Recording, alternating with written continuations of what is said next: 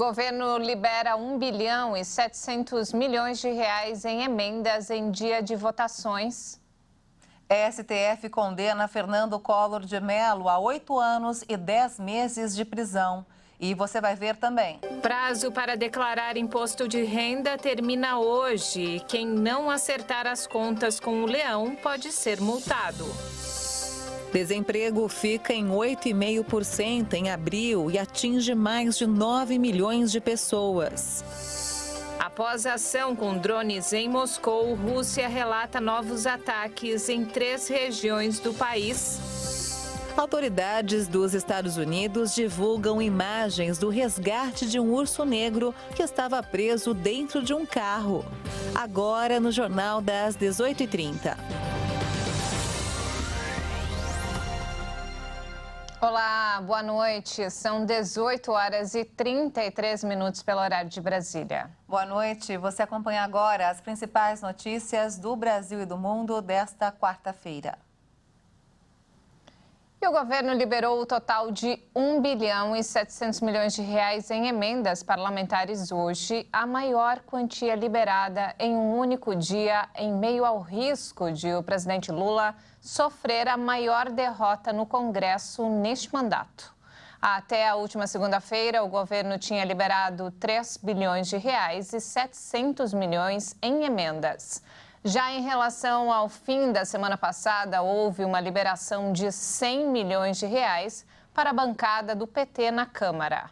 Os deputados do PSD foram beneficiados com 190 milhões de reais e a bancada do PL recebeu mais 250 milhões de reais. E o presidente Lula e o presidente da Câmara, Arthur Lira, devem ter uma reunião presencial logo mais no Palácio do Planalto. A ideia é debater soluções para a crise entre a Câmara e o governo. A crise entre Câmara e Planalto vem se agravando nas últimas semanas, com sucessivas derrotas do governo em votações. O governo perdeu, por exemplo, na votação da medida provisória da Mata Atlântica, que afrouxou regras de combate ao desmatamento. Perdeu também na derrubada de um decreto de Lula sobre o marco do saneamento básico e ontem, quando a Câmara não votou a MP que reorganiza a estrutura dos ministérios.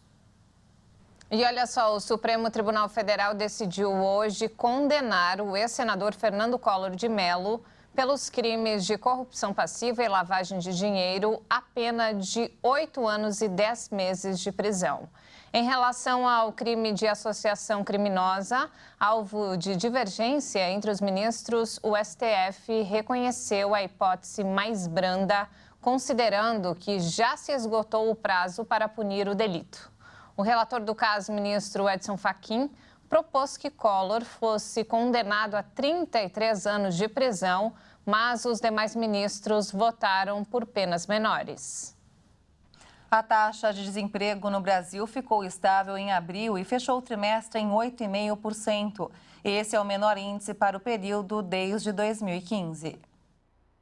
O número de brasileiros desempregados no trimestre encerrado em abril foi de 9 milhões e 100 mil. 100 mil pessoas a mais do que no trimestre anterior. Os dados foram divulgados pela pesquisa PNAD contínua do IBGE.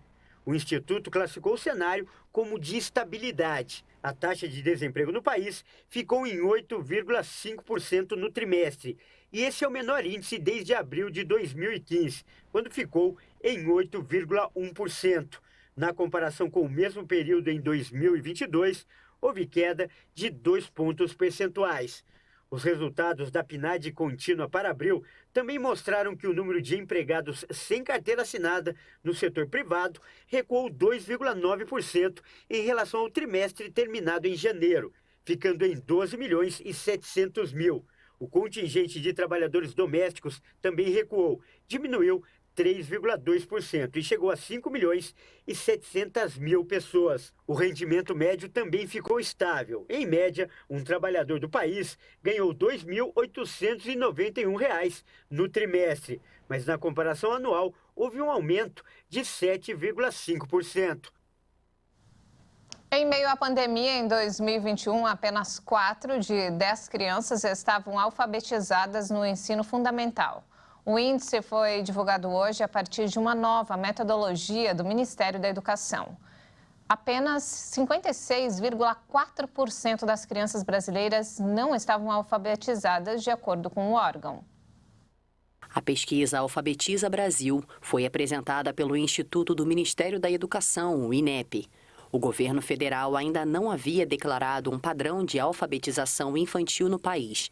251 professoras de capitais e cidades do interior de todas as unidades da federação participaram para ajudar a estabelecer o conjunto de competências que caracterizam um aluno alfabetizado, como ler e escrever pequenos textos, localizar informações em um texto e fazer a compreensão de uma história contada. A prova é aplicada em larga escala a cada 2 anos pelo Sistema de Avaliação de Educação Básica. O MEC já aplicou os novos parâmetros em 2 últimas provas de 2019 e 2021. O Ministério da Educação disse que o governo vai lançar em breve um pacto nacional com o intuito de melhorar os índices de alfabetização. A partir de amanhã, motoristas que tenham sido multados na cidade de São Paulo pela Companhia de Engenharia de Tráfego, a CET, poderão ter até 40% de desconto no valor da multa. O repórter Leonardo Félix tem mais informações. A medida vale para condutores que estiverem cadastrados no Sistema de Notificação Eletrônica, SNE, e que não tiverem apresentado defesa ou recurso. Outra novidade é que a CET vai emitir notificações de autuações e penalidades de multas aplicadas na cidade de forma exclusivamente digital. Ou seja, não serão mais enviadas notificações em papel para o usuário cadastrado no SNE. Neste caso, ele será notificado de forma eletrônica pelo aplicativo da Carteira Digital de Trânsito, CDT, ou por meio de consulta no portal de serviços da Secretaria Nacional de Trânsito, Senatran. Já os proprietários que ainda não se cadastraram no sistema vão continuar recebendo as notificações em papel via Correios. Com a integração do município de São Paulo ao SNE, será possível efetuar o pagamento das multas de trânsito até o vencimento de 2 formas. A primeira com desconto de 40%, quando o autuado não apresentar defesa ou recurso da infração. E a segunda maneira, com desconto de 20%, se o motorista recorrer da infração. Vale lembrar que a possibilidade de pagamento com desconto de 20% já existia no ambiente analógico, para quem quita o boleto até a data do vencimento. De São Paulo, Leonardo Félix. Uma consultoria de marcas realizou uma pesquisa que avaliou a percepção sobre as cidades ao redor do mundo. 2 capitais brasileiras estão entre as 100 mais bem avaliadas. A nossa repórter Maria Clara Leite tem os detalhes. No topo da lista das 100 cidades selecionadas está Londres, na Inglaterra, com 83 pontos, entre os 45 atributos avaliados. Depois aparece Nova York, nos Estados Unidos, e em terceiro lugar, Paris, na França. A cidade de São Paulo, onde nós estamos, aparece na posição de número 75 do ranking, por ser o coração financeiro do Brasil, por ter melhores lugares para se viver, estudar, trabalhar de forma remota, para investir e se aposentar. Além de ter tido boa avaliação no critério Museus, Artes e Galerias Culturais.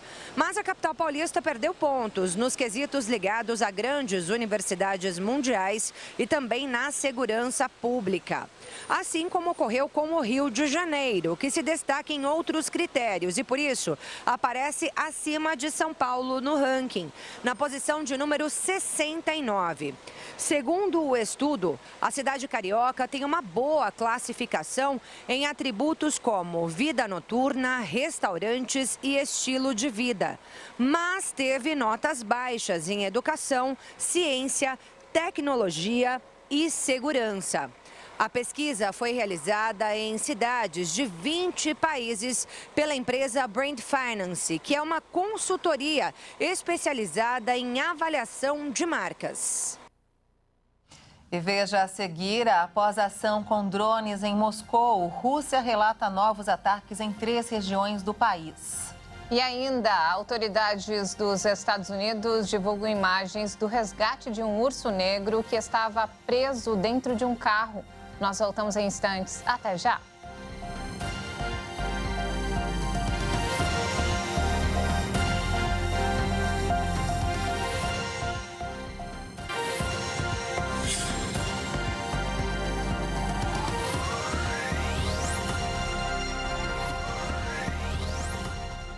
E nós estamos de volta, 18 horas e 44 minutos pelo horário de Brasília. E vamos agora direto ao Rio de Janeiro com informações desta quarta-feira com o repórter Anderson Nascimento. Boa noite, Anderson.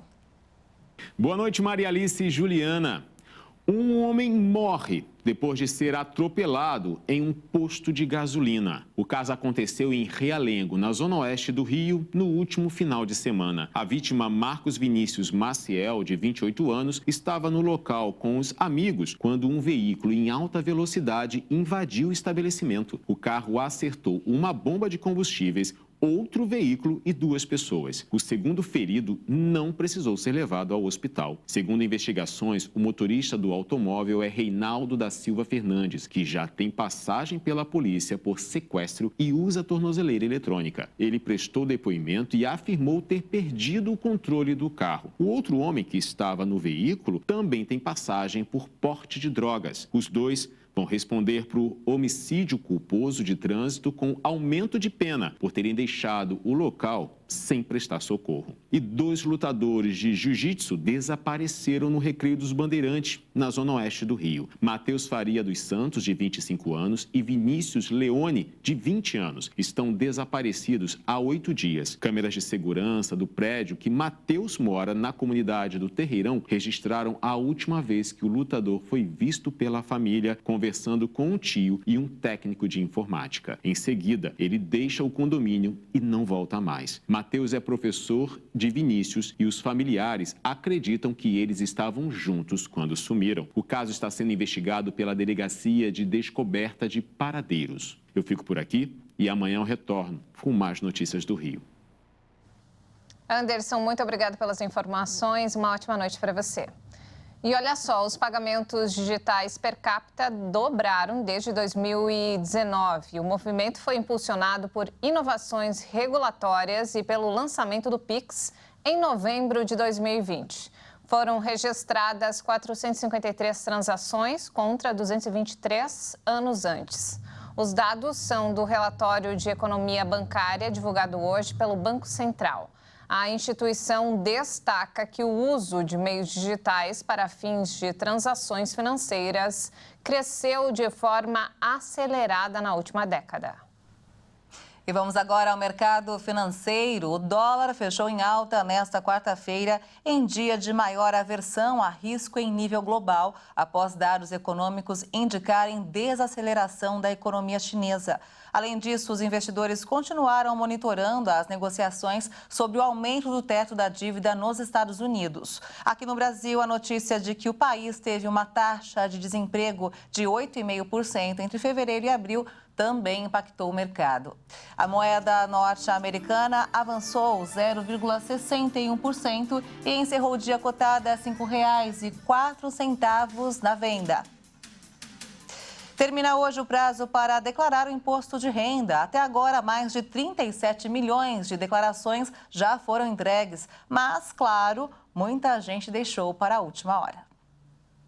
A Receita Federal ainda espera o envio de mais cerca de 3 milhões de declarações do imposto de renda até às 23 horas e 59 minutos da noite de hoje. Quem enviar a partir das 0 hora desta quinta-feira terá que pagar multa de no mínimo R$ 165,74.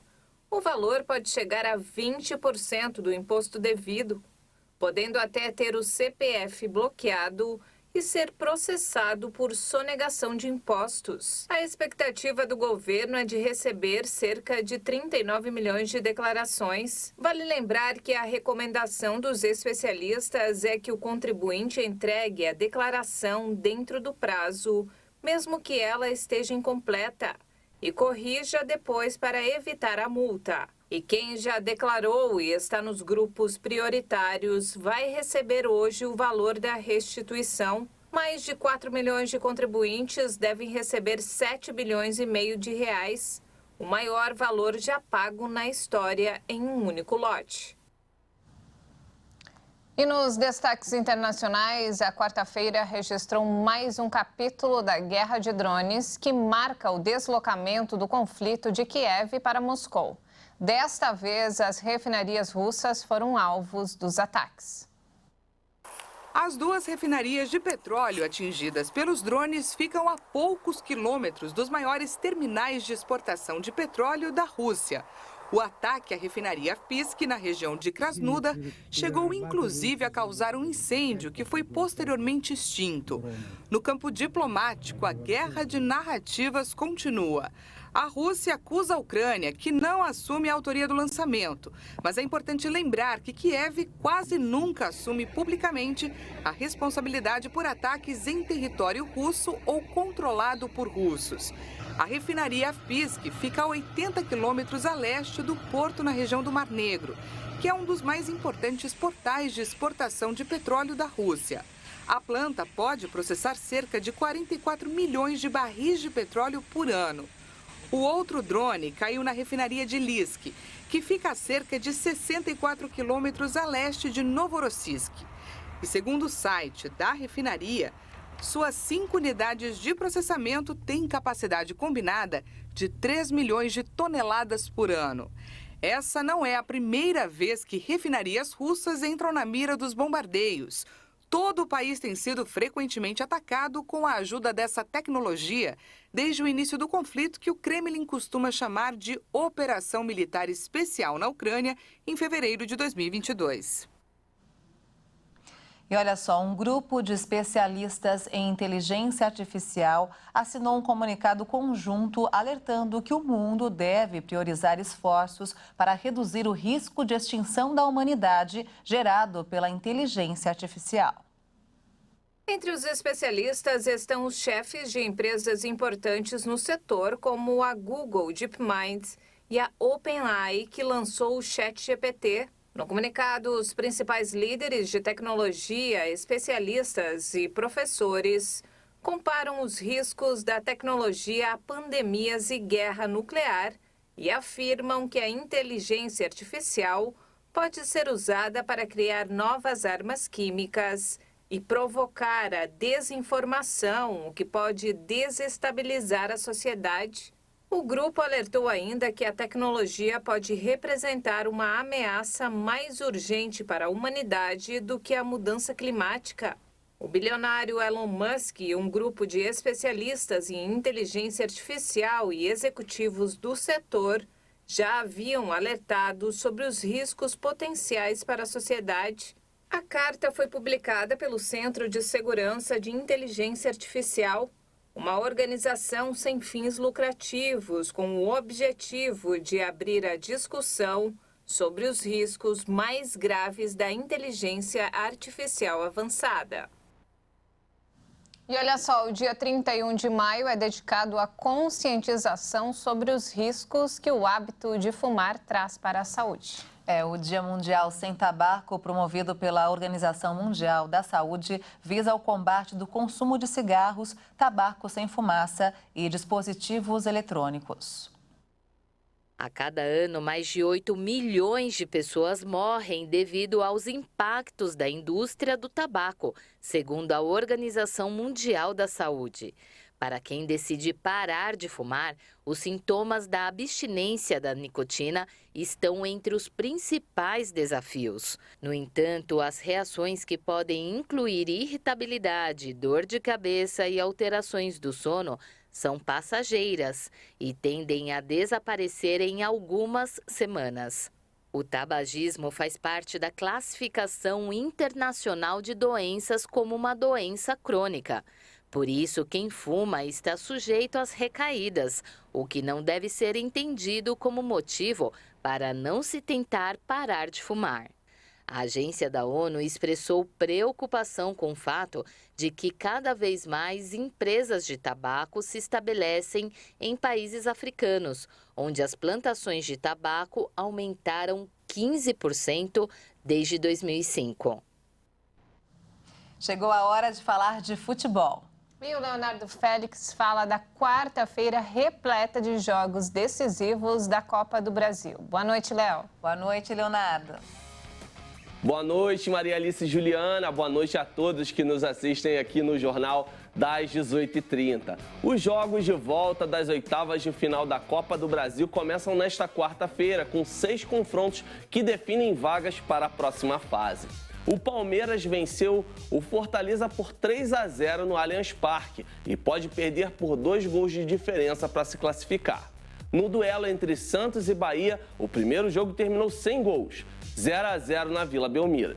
Quem vencer na Fonte Nova se classifica e novo empate leva aos pênaltis. No confronto entre Grêmio e Cruzeiro, a primeira partida terminou empatada em 1-1 na Arena do Tricolor. O vencedor avança para as quartas de final e, se houver empate, a decisão será nas penalidades máximas. Na outra disputa Sul-Minas, o América ganhou por 2-0 do Internacional na Arena Independência. Joga agora pelo empate e pode perder até por 1 gol de diferença que se classifica. Já o Atlético Paranaense venceu por 3-2 de virada na Arena da Baixada o Botafogo e joga pelo empate para avançar. O Fogão tem que vencer com 2 gols de diferença para se classificar direto ou por 1 gol de diferença para levar aos pênaltis. O Atlético Mineiro bateu o Corinthians por 2-0 no Mineirão e joga pelo empate. Pode perder até por 1 gol de diferença para se classificar. Já o Timão tem que vencer com 3 gols de diferença para avançar direto ou por 2 gols de diferença para levar aos pênaltis. Outras 2 partidas acontecem na quinta-feira. São Paulo Sport e Flamengo e Fluminense. Lembrando que a partir das quartas de final, o sorteio define os confrontos, os mandos de campo e o chaveamento até a final. Os jogos estão programados para as semanas de 5 e 12 de julho. É isso aí, eu fico por aqui. Boa noite a todos. É com vocês, Juliana e Maria Alice. Muito obrigada, Léo, pelas informações do futebol. Ótima noite, Léo. E olha só, autoridades de um condado em Nevada, nos Estados Unidos, divulgaram as imagens do momento em que resgataram um urso negro que estava preso dentro de um carro. Pois é, Juliana, aparentemente o resgate foi um sucesso e o urso saiu bem de dentro do carro. Vamos ver. Um urso negro deu trabalho a policiais do departamento do xerife do condado de Washoe, em Nevada, Estados Unidos. O animal entrou em um veículo estacionado e acabou preso quando a porta fechou. A suspeita é que ele tentava encontrar comida no carro. Os agentes tiveram que improvisar e usaram uma corda para amarrar na maçaneta e abrir a porta a uma distância segura. Toda a cena foi filmada. Em poucos segundos, o animal sai de dentro do carro e entra na floresta. Os ursos negros podem chegar a até 270 quilos, são onívoros e possuem um poderoso olfato que às vezes os levam a procurar comida entre os humanos. O xerife local usou o caso para reforçar a importância de não deixar comida nos carros e não alimentar os animais. Olha só, Maria, se fosse o meu carro, eu entregaria a chave para o urso e diria tchau, tchau. Não é? Que perigo, né? Medo, hein? E o Jornal das 18h30 fica por aqui. Você acompanha outras informações durante a nossa programação. Uma ótima noite para você. Obrigada pela companhia, ótima noite para você e até amanhã.